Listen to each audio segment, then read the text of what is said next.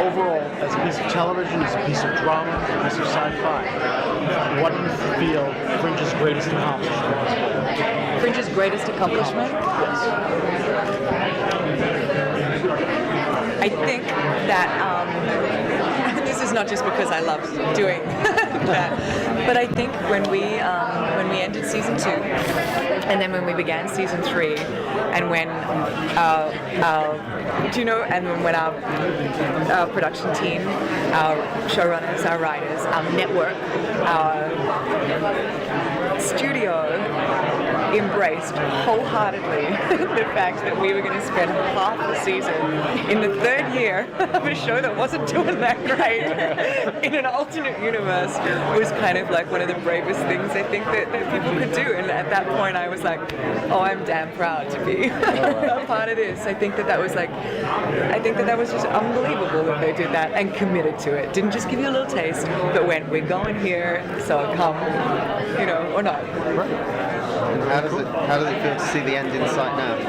It feels extraordinarily luxurious, to tell you the truth, that we get to actually start the final season knowing that it's our final season. Because so often you walk into it and you don't know, and you sort of like, I don't know, there's like a whole lot of stuff that goes on in your head. But I think for all the departments, for the writers and for the cast and for the production, there's like, there's no excuse. Like, we'll be putting our whole heart into it and not taking anything for granted. Do you hope there's closure, or do you hope it's sort of unanswered, or?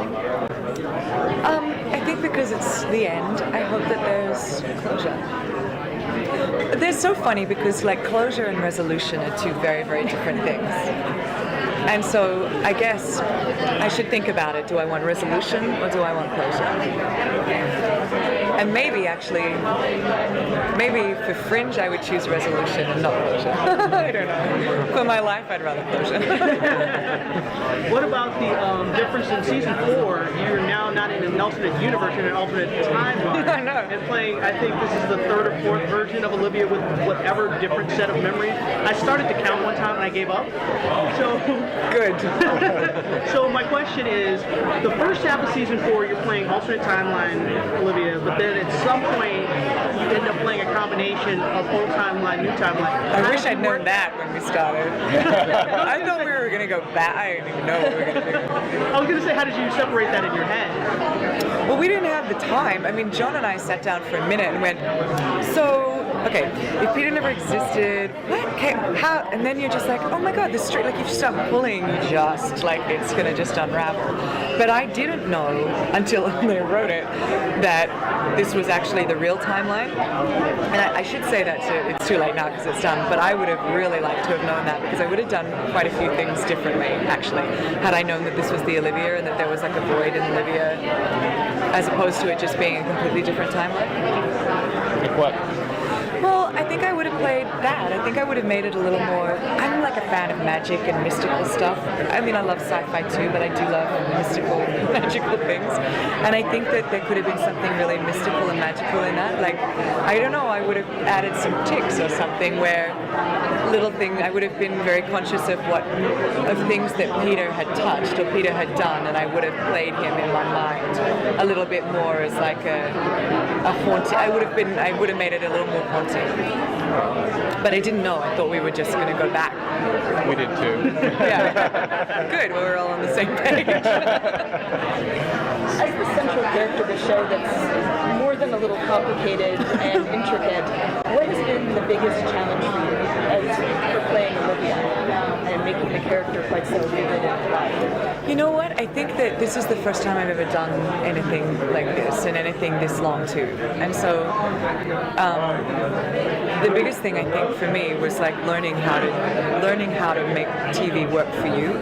And I didn't know that, and it's so funny because you'd watch, like I watched John obviously from the start, and Josh too, who both have much more experience than I do, and it's only like, it was like maybe a year ago or 2 years ago, I was like, oh my God, that's totally what they did, and they learned how to not hijack.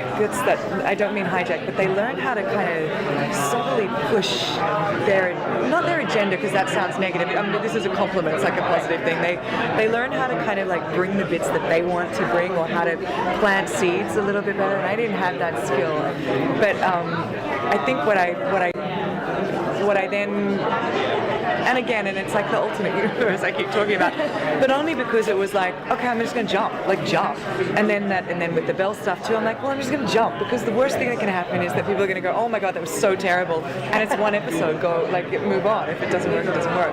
And so this season, I haven't had Olivia to myself for a while. Like I haven't had her, like just her and I 100%, all my heart focused on her for a couple of years. And I think that instead of like bemoaning, well, I've set this up or I've set that up, blah blah blah, I'm just gonna like go, let's just make her who I want her to be, because I don't think that she isn't there yet. She's not who I really want her to be. And so that's my personal challenge for this season. No matter what I get given, I'm gonna just make her who I want her to be, so that then when we end, I feel like I've done her justice, you know?